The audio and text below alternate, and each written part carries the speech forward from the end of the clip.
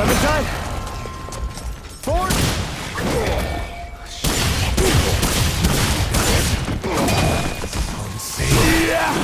Push the land forward. God, I better get moving if I'm gonna find Clementine.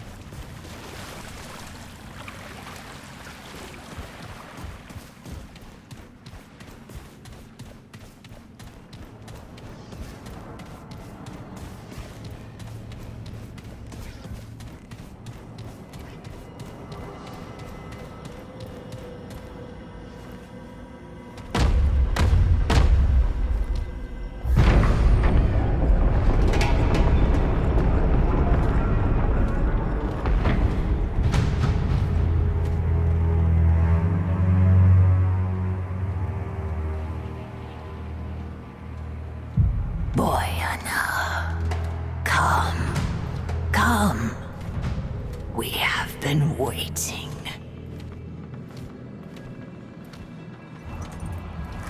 That's far enough. Axeldeck. It stands before the Eternal Empress, mistress of the Red Court, favored of the Thane. Yet it is nothing. Hoofless, feckless, interloper. Easy now. And where it stands, it dies. Oh, maybe we can talk about this. Dafka.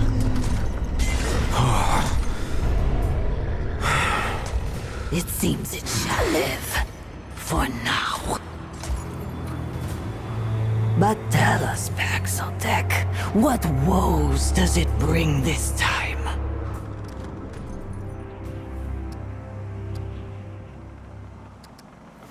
It stands before the Eternal Empress, once and future ruler of Yesha. Her Majesty asks once more, what brings the Paxeldeck to her court? Answer, for eternal life is not the same as eternal patience. Her Majesty is unsurprised by its solipsism. From the Krell to Ford to the Destroyer, Paxeldeck ever served the wants of the Self. There is no name more cursed in these royal halls. When the pestilence came, Ford succored the schismatics. Treachery turned to ruin. Ruin to desperation. Her Majesty would see Ford bleed. Would see all Paxeldeck put to the blade. But the Paxeldeck prowess is fearful. Ford, the Destroyer, and others were staggering. Undeniable. Perhaps Paxeldeck's strength can serve to liberate, rather than oppress. Her Majesty, in her eternal wisdom, will grant it grace. The Paxeldeck's life in exchange for another's. Gods, teach the Paxeldeck to bow before eternity!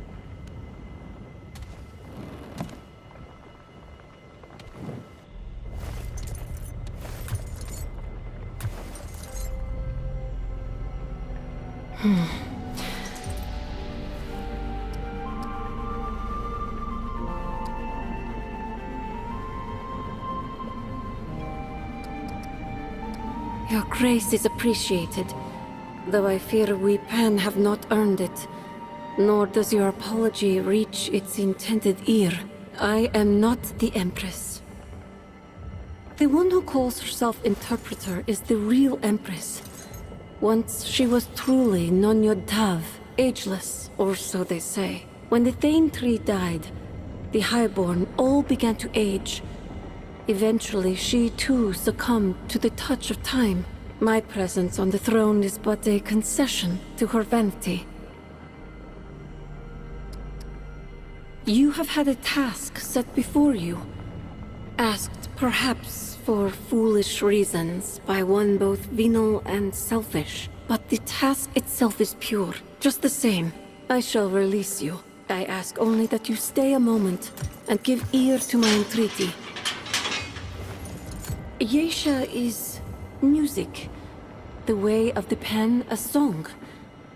In this song, there is a growing harmonic, sung by the forward-gazing. We call ourselves the Children of the Red Doe. Our eyes turn toward a future for our kind, one free of root and rot. But this future cannot begin while the abomination walks. Our god Spark is trapped within its unlife. What the Empress demanded of you, I instead implore. Travel to the Thane Tree. Heal the wound of the world. Ask. I shall answer with neither guile nor malice.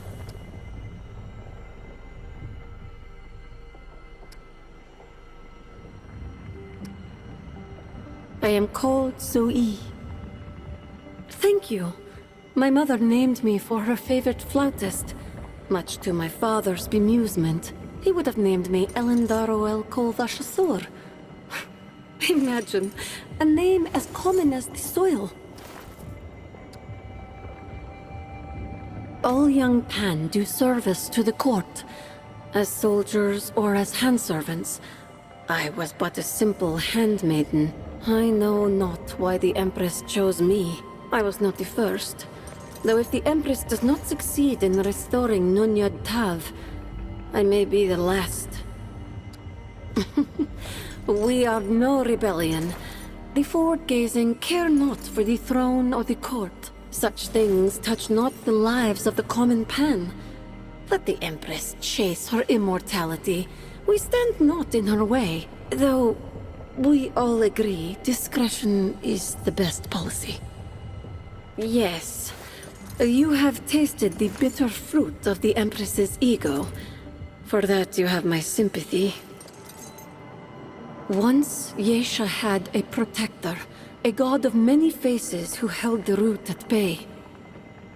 That god was slain, and his power misspent. The Elder Pan, mark this song concluded.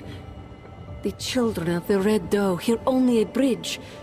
We believe the essence of our god is undying. It is trapped now in the abomination. But if the monster falls, we believe it will find a new vessel. Yesha has two patron spirits, immortal opposites. One is the Ravager, of glistening tooth and gore-flecked claw.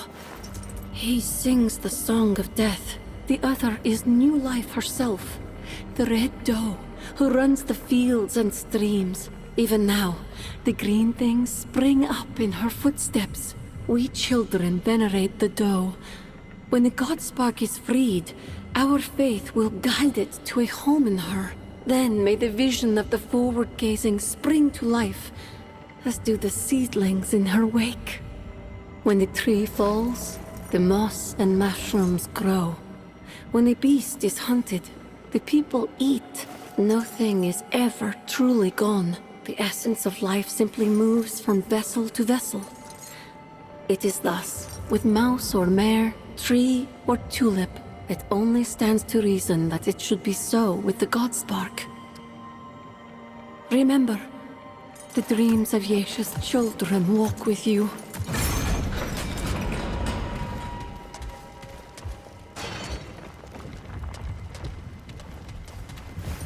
Yesha's future lies not in freedom from death, but in harmony with life. Put the many-faced one to rest. Free the god Spark.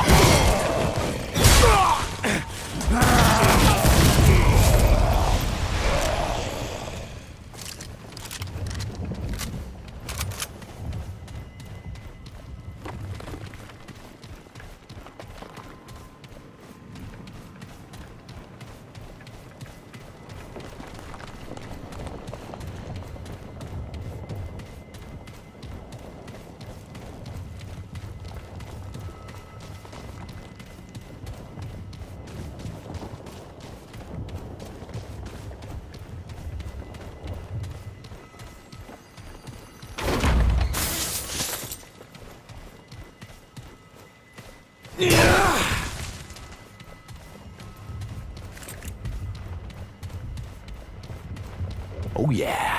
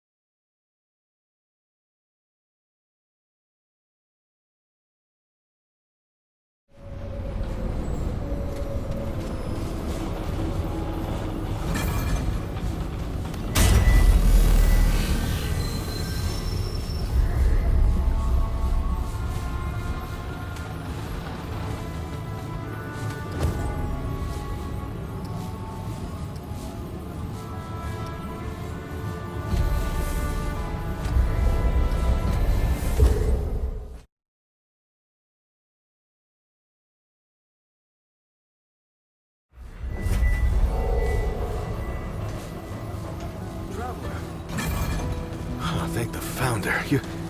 You're alive. What happened?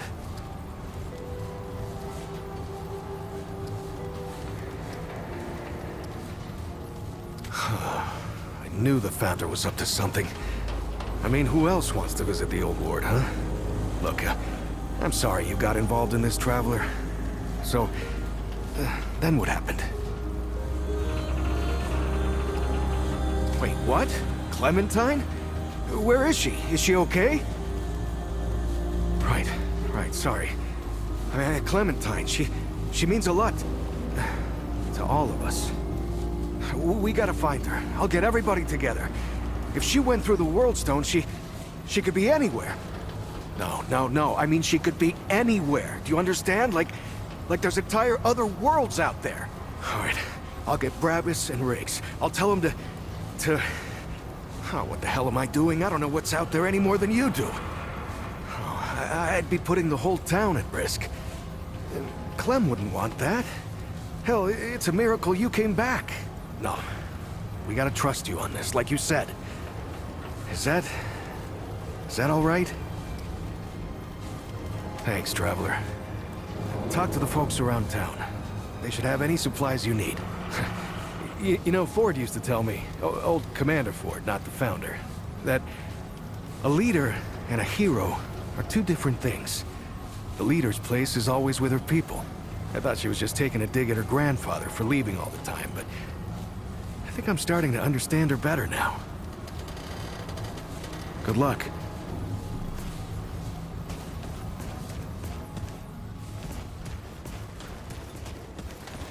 Anything you need?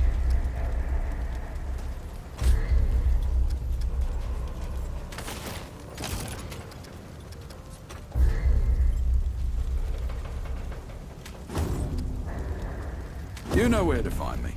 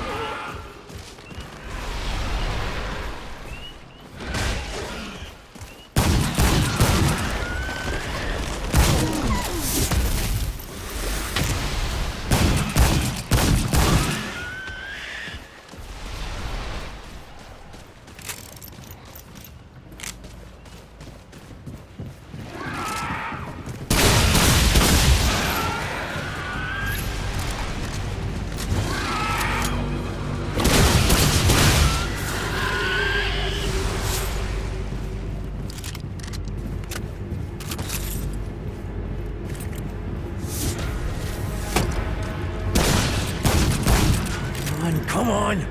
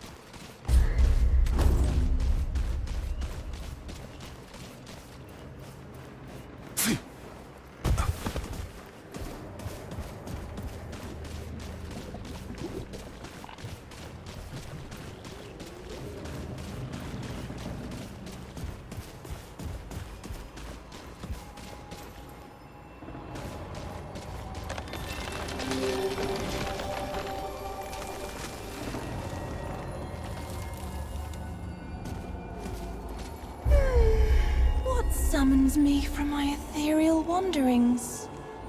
Muzar. What kind of beast is this?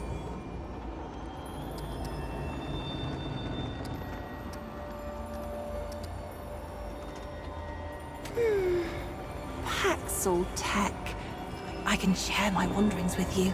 But first, I seek the knowing, the truth of nature held within your ark. You want to answer? So I will ask. Answer these questions true, sweet beast, so that your ark may be known and your eye may open. And do choose wisely. Answer from your heart. 2 clans have warred for generations. Your matriarch calls for a battle of champions to bring a final end to the bloodshed, and you are chosen to fight. Your opponent is the eldest but weakest son of your enemy. He offers you no threat, and you best him easily. But you must slay him to end the war. Do you spare the scion of your family foe, or kill him and end the war? Well done. You and your youngest kin often go hunting, but the younger has never felled a mark. One day, a magnificent beast appears, and they cannot tell whose shot struck true. You know that their shot flew into the bushes while yours found the beast's heart. But out of pity, you tell them that they struck the killing blow. Upon your return to town, your kin proudly claims the kill and is offered a job by the town butcher. Do you allow the butcher and your kin to believe your deception? Or do you admit the truth?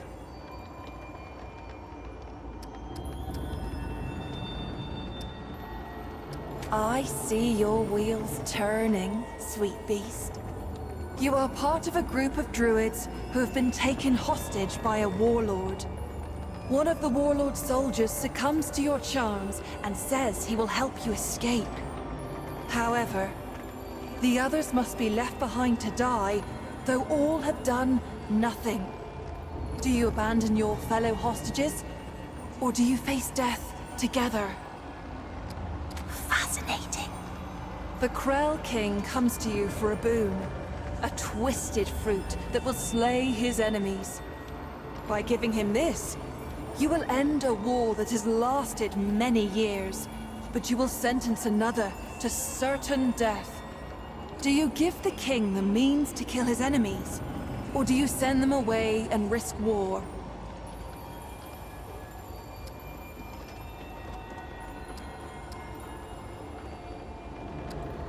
Now let me think.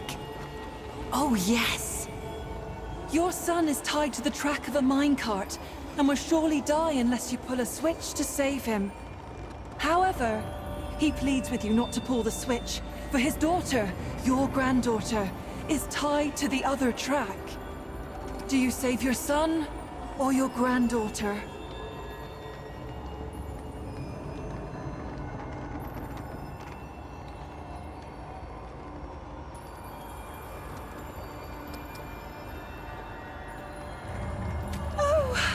What fun this is! You have chosen your path, sweet beast. Your will is strong. The fire of the Ravager's eye glows within you.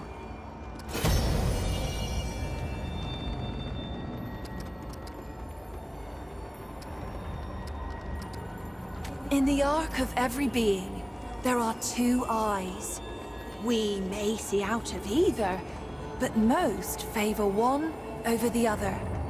The Ravager's eye is dynamic, driven, and endlessly hungry.